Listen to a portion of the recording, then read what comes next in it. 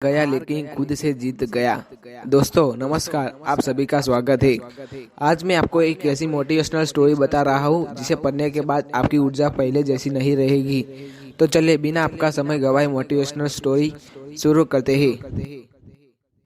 हरीश नाम का एक लड़का था। उसको दौड़ने का बहुत शौक था। वह कई मैराथन में हिस्सा ले चुका था, परंतु वह किसी भी रेस में पूरा नहीं कर सकता था। एक दिन उसके ठान लिया कि चाहे कुछ भी हो जाए, वह रेस पूरी जरूर करेगा। अब रेस शुरू हुई। हरीश ने भी दौड़ना शुरू किया। धीरे दो सवारी धावक आगे निकल रहे थे, मगर अब हरीश थक गया था। वह रुका गया। फिर उसने खुद से बोला, अगर मैं दौड़ नहीं सकता तो कम से कम चल तो सकता हूँ। उसने ऐसा ही किया। वह धीरे दो चलने लगा, मगर वह आगे जरूर बढ़ रहा था। अब वह बहुत ज्यादा थक गया था और नीचे गिर पड़ा। उसने खुद को बोला कि वह कैसे भी करके आज दौड़ को पूरी करेगा।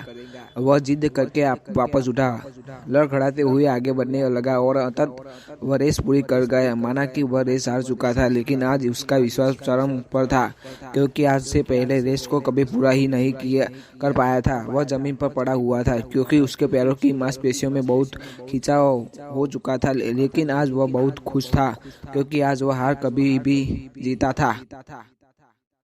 दोस्तों, हम भी तो इस तरह की गलती करते हैं हमारी लाइफ में। कभी भी अगर कोई परेशानी हो तो उस काम को नहीं करते और छोड़ देते हैं। अगर आप एक स्टूडेंट हो और रोज 10 आवर की स्टडी करते हो और किसी दिन कोई परेशानी की वजह से आप पढ़ाई नहीं करते, मगर आपको भले ही 5 आवर मिले, पढ़ना जरूर चाहिए। हरीश की कहानी से हमें यही सीखने को मिलता है कि अगर हम लगातार आगे बढ़ते रहे तो एक दिन हम हार कर भी जीत जाएंगे।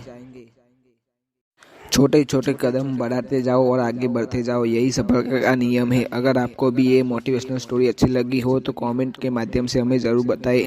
अगर आप और भी मोटिवेशनल स्टोरी को पढ़ना चाहते हो तो आप बिल्कुल सही जगह हो। यहाँ पर आपको काफ़ी सारी मोटिवेशनल स्टोरी का संग्रह मिलेगा, जो आपको जीवन में आगे बढ़ने की प्रेरणा देगा।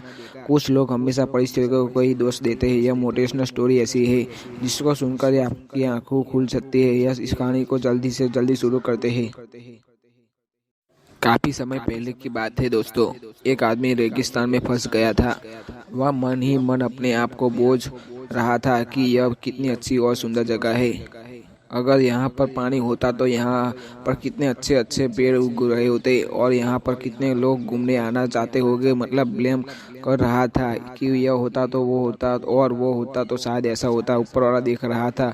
अब उस इंसान ने सोचा, यहाँ पर पानी नहीं दिख रहा है। उसका थोड़ी देर आगे जाने के बाद उसको एक कुआं दिखाई दिया, जो कि पानी से लबालब भरा हुआ था। काफी देर तक विचार विमर्श करता रहा खुद से। फिर बाद उसको वहां पर एक अच्छी रस्सी और बाल्टी दिखाई दी। उसके बाद कहीं से एक पर्ची उड़ के आते हैं, जिस पर्ची से लिखा हुआ था कि तुमने कहा था कि यहाँ पर पानी का कोई स्रोत नहीं है, अब तुम्हारे पास पानी का स्रोत भी है। अगर तुम चाहते हो तो यहाँ पर पौधे लगा सकते हो।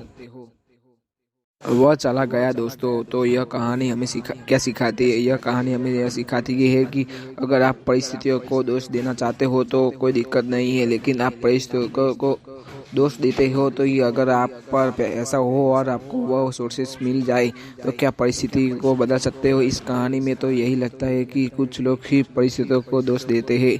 अगर उनके पास उपयुक्त स्रोत होते तो वह परिस्थिति को नहीं बदल सकते, सिर्फ वह ब्लेम करना चाहते हैं। लेकिन हमें ऐसा नहीं बनना है दोस्तों। इस कहानी से यह शिक्षा मिलती है कि अगर आप चाहते हो कि परिस्थितियां बदले और आपको अगर आपके लिए उपयुक्त साधन मिल जाए तो आप अपना 1% योगदान तो यही दे सकते हो। लेकिन मुझे पूरा भरोसा है कि अगर आपके साथ ही ऐसी कोई घटना घटी है तो आप अपना योगदान जरूर देंगे। यह कहानी आपको अच्छी लगी होगी। अगर आप चाहते हो कि आपको ऐसी मज़ेदार कहानियाँ मिलती रहे तो आप बिल्कुल सही जगह पर है। दोस्तों, मैंने आपका ज़्यादा समय ख़राब नहीं किया और इस मोटिवेशनल स्टोरी को मैंने कम से कम शब्दों में समेटने की कोशिश की है, जो कि मैं कर पाया। अगर आपके कोई सुझाव को हो तो कमेंट में माध्यम से मुझे ज़रूर बताएं। और अगर आपको यह मोटिवेशनल स्टोरी अच्छी लगी हो तो इस कहानी को और लोगों के आपके दोस्तों के साथ शेयर कीजिए।